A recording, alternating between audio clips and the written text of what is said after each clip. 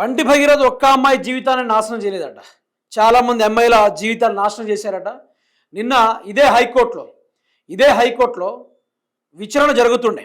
Internal protection ఏదైతే వాళ్ళు ఆదేశం ఇచ్చారో దానిపైన బండి సంజయ్ని అరెస్ట్ చేయకుండా కాపాడాలని చెప్పేసి వాటిపైన ఏదైతే నిన్న వీళ్ళు విచారణ జరిపారో ఆ విచారణలో భాగంగా ఇటు అమ్మాయి తరపున అడ్వకేట్ ఏం చెప్పారంటే, ఓన్లీ ఈ అమ్మాయి జీవితాన్ని బండి భగీరథ నాశనం చేయలేదు, ఇంకా 4 మంది మైనర్ బాలికల జీవితాన్ని వీడు ఆగం చేసిండని చెప్పేసి వాళ్ళు కూడా షార్ట్లీగా బయటికి వచ్చే రోజులు కూడా దగ్గరలో ఉన్నాయని చెప్పేసి ఆ యొక్క అడ్వకేట్ తెలపడం జరిగింది. దీంతో బండి భగీరథ్, బండి సంజయ్ కేసు టేకాఫ్ చేస్తున్న నిరంజన్ రెడ్డి అందరికీ ఫీజులు ఒకటే దెబ్బకు కొట్టేసినాయి.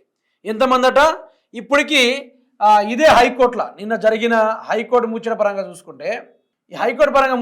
చూసుకుంటే అమ్మాయి తరపున ఈ యొక్క అడ్వకేట్ చెప్పిన ఈ యొక్క ఈ నిజం ద్వారా నిన్న అందరూ కంప్లీట్గా షాక్ అయిపోయారు. అయితే ముచ్చటం తెలుసా మిత్రులారా, బండి భగీరథ్ బాధితులు ఇంకా 4 అమ్మాయిలు ఉన్నారు. నిందితుడు మీద గతంలో ఎలాంటి కేసులు లేవని అతని న్యాయవాది చెప్తున్నారు. కానీ గతంలో ఎంతో మందిని కొట్టినట్లు కేసులు ఉన్నాయి.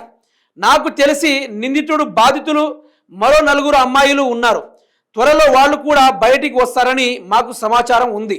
బాధితురాలి తరపున న్యాయవాది ఈయన ఏం చెప్తున్నాడు, బండి సంజయ్ అనేటోడు చాలా వరకు మీకు తెలుసు కావచ్చు, చాలా కాలేజీలో యూనివర్సిటీస్లో అతను స్లాబ్లు చేస్తూ మొత్తం అతని మీద కేసులు కంప్లీట్గా దగ్గర 12 కేసులు ఉన్నాయి. దాంతో అందులోనూ ఈ ఏదైతే ప్రధానంగా ఈ ఎవరైతే మైనర్ అమ్మాయిలు ఉన్నారో బిలో 17 ఇయర్స్ మధ్యలో ఉన్న ఈ యొక్క అమ్మాయిల జీవితాలతోటి వీడు విచ్చలవిడిగా ఆడుకుంటాడు.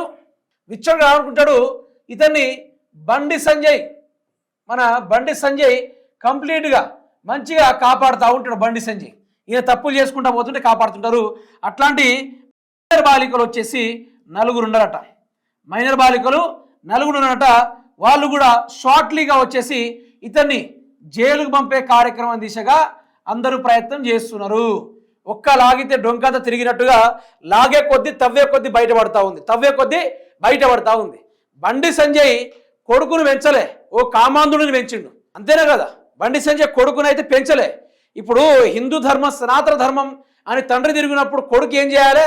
యాగాలు చేయాలి, యజ్ఞాలు చేయాలి, ఉపవాసాలు ఉండాలి, శ్రీరాముని యొక్క భజన చేసుకోవాలి, ఆంజనేయుడు మాలేయాలి. హిందూ ధర్మం తగ్గట్టుగానే ఏంటిది మిత్రులారా, హిందూ ధర్మం తగ్గట్టుగానే మణికంఠుని మాల వేయాలి, శివుని మాల వేయాలి. కంప్లీట్గా హిందూయిజాన్ని మొత్తం వీళ్ళకు నిజంగానే అంత ప్రేమ ఉంటే, హిందుత్వాన్ని కాపాడే వీళ్ళకు నిజంగానే ఉంటే ప్రతి ఒక్క యువతని మార్చండి. ఆగం కావద్దు, మన ధర్మం ఇది, అంతిమ లక్ష్యం ఇది, దీని అర్థం ఇది అని చెప్పేసి అందరు హిమాలయకు పోయి మంచిగా ఆ తపస్సులు చేయర్రి. మిమ్మల్ని మీరు కంట్రోల్ చేసుకోండి. తర్వాత పరలోకం యొక్క అనుగ్రహాన్ని పొందండి, పరమేశ్వరుని అనుగ్రహాన్ని పొందండి. ఇన్నున్నాయి కదా సనాతన ధర్మానికి సంబంధించింది కాపాడాల్సింది. ఈరోజు ఏ ఒక్కరికి కూడా సరిగ్గా చెప్పాలంటే భగవద్గీత కూడా సరిగ్గా చదవని రానోడు కూడా బయటికి వచ్చేసి జై శ్రీరామ్ అంటుండు. ఇగో బండి సంజయ్ లాంటోడు భగవద్గీత చదవదు.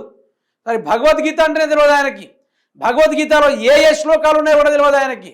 అట్లాంటిది మనిషి ఈరోజు బయటికి వచ్చి జై శ్రీరామ్ అని మాట్లాడుతున్నాడు. ఏనాడైనా రాముడి చరిత్ర చదివాడా బండి సంజయ్? ఏనాడైనా రాముడు ఎక్కడైనా గుట్కా అమ్ముకొని చెప్పిండా?